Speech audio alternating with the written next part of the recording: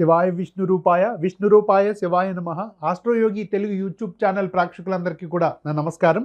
నేను మీ ఆస్ట్రో నెల్లిపూడి. ఆస్ట్రోయోగి ద్వారా ఆస్ట్రో నెల్లిపూడి నన్ను సంప్రదించండి. నేను 18 సంవత్సరములు అనుభవం కలిగిన జ్యోతిష్ సిద్ధాంతిని. జన్మకొండల విశ్లేషణ, ప్రశ్న, సంఖ్యాశాస్త్రం వీటినందు నేను సిద్ధహస్తుడును. ఆస్ట్రో నెల్లిపూడి నన్ను సంప్రదించండి. ఈ ఛానల్ కొత్తగా చూసి ప్రేక్షకులు ఎవరిని ఉంటే మా ఈ ఛానల్ను సబ్స్క్రైబ్ చేయండి, షేర్ చేయండి. నేను మీ ఆస్ట్రో నెల్లిపూడి. ఇప్పుడు మనం సింహరాశి వారి ఫలితములు తెలుసుకుందాం. ఈ మార్చి నెలలో సింహరాశి వారికి ఎలా ఉండబోతుందో తెలుసుకుని ముందుగా ఈ నెల గ్రహ సంచారం ఏంటో ఇప్పుడు మనం చూద్దాం.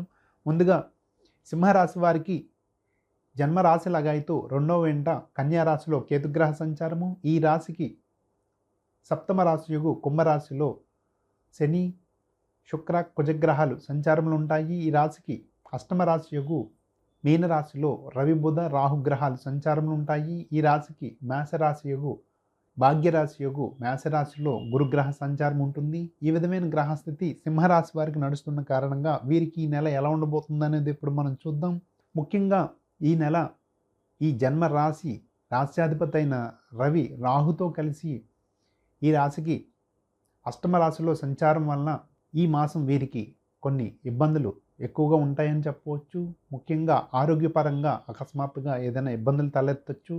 కావున ఈ మాసం తగు జాగ్రత్తలు పాటించండి. అలాగే ఈ రాశికి సప్తమ రాశిలో కూడా శని, కుజ, శుక్రగ్రహాలు కలిసి ఉన్న కారణంగా ముఖ్యంగా భాగస్వామి వ్యాపారస్తులకు చాలా ఇబ్బందులు తలెత్తే అవకాశం ఉంది. ఈ వ్యాపారాలు సరిగ్గా సాగువు.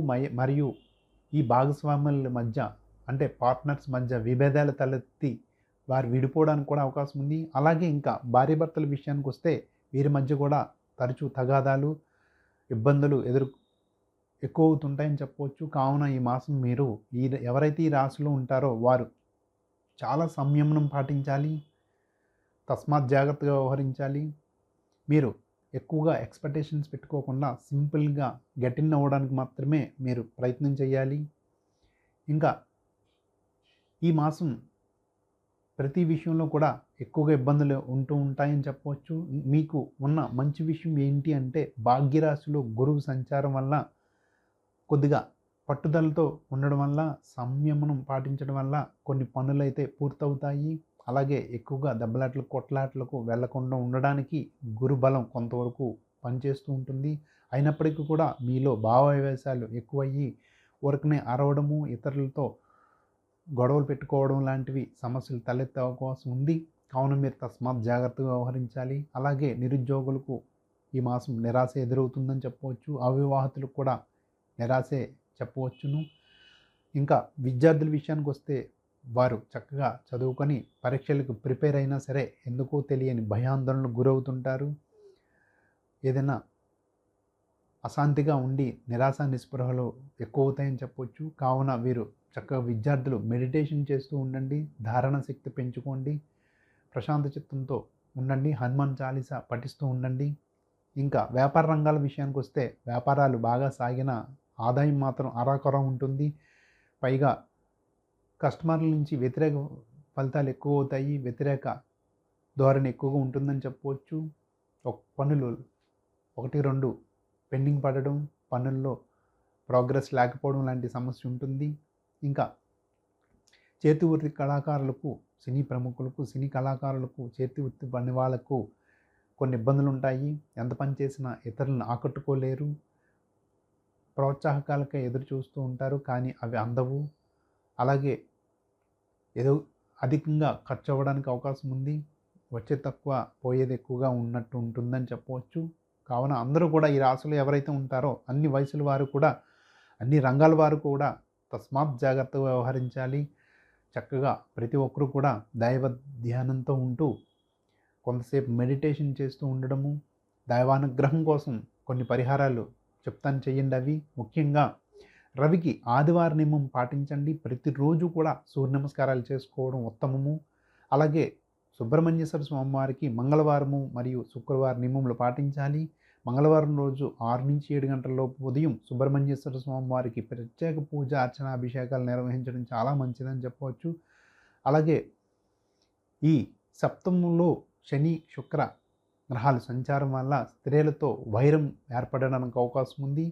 అనగా ఇంట్లో కుటుంబ సభ్యులు, మన యొక్క కుటుంబ బంధువులే మనల్ని అర్థం చేసుకోరు, అర్థం చేసుకోలేరు. ఈ రాశిలో ఉన్నవారికి వీరు వారి ముందు దోషులుగా నిలబడుతూ ఉంటుంటారు.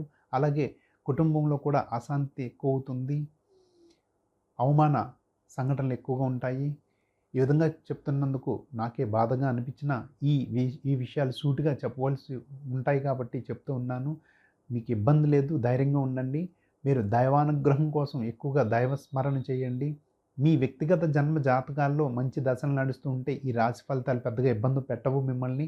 మీ జన్మ జాతకాలను కూడా ఒకసారి పరిశీలనలో తీసుకొని అన్ని విషయాలను కూడా సమన్వయం చేసుకుంటే మంచిదని చెప్పవచ్చు. మీ జన్మ జాతకంలో కొన్ని అనుకూల దశలు నడుస్తూ ఉంటే ఈ రాశి ఫలితాలు అనేవి పెద్దగా ఇబ్బంది పెట్టవు. జన్మ జాతక ఫలితాలు 80% ఉంటే కేవలం 20% మాత్రమే రాశి ఫలితాలు ఆధారపడి ఉంటాయి. కావున రాశిలో గోచారం బాగోకపోయినా జన్మ జాతకంలో బాగుంటే కనుక మీకు ఎటువంటి ఇబ్బంది ఉండదని చెప్పవచ్చు. కావున మీ వ్యక్తిగత జన్మ జాతకాలను కూడా ఒకసారి పరిశీలించుకోవడం మంచిది. శుభం భూయాత్. నేను మీ ఆస్ట్రో నెల్లిపూడి, ఆస్ట్రోయోగి ద్వారా ఆస్ట్రో నెల్లిపూడి అని నన్ను సంప్రదించండి. నాతో పాటు ఈ ఛానల్ నందు 2000 మంది జ్యోతిష పండితులు ఎప్పుడు కూడా మీకు అందుబాటులో ఉంటుంటారు. ఈ యాప్ నందు ఈ ఆస్ట్రోయోగి యాప్ ప్లేస్టోర్లో దొరుకుతుంది, డౌన్లోడ్ చేసుకోండి. అలాగే మా ఈ ఆస్ట్రోయోగి టోల్ ఫ్రీ నంబర్ 9999091091 ఈ నెంబర్కి కాల్ చేసి ఆస్ట్రోయోగి కోసం తెలుసుకోండి. అలాగే ఈ యాప్ ద్వారా మీకు జ్యోతిషులు ఎప్పుడు కూడా అందుబాటులో ఉంటూ మీకు నిత్య జీవితంలో ఎదురయ్యే మీకు అనేక సంఘటనలకు విలువైన సూచనలు సలహాలు కూడా ఇస్తూ ఉంటుంటారు. అలాగే మా ఈ ఆస్ట్రోయోగి కోసం చిన్న వివరణ. ప్రపంచవ్యాప్తంగా 85 దేశాలలో 11 భాషలతో 2+ మిలియన్ పైగా ఎంతోమందిని నిత్యం కూడా సాటిస్ఫై చేస్తూ ఇప్పుడు నంబర్ 1 ఆస్ట్రో వెబ్గా ప్రసిద్ధి చెంది ఉంది. నేను మీ ఆస్ట్రో నెల్లిపూడి.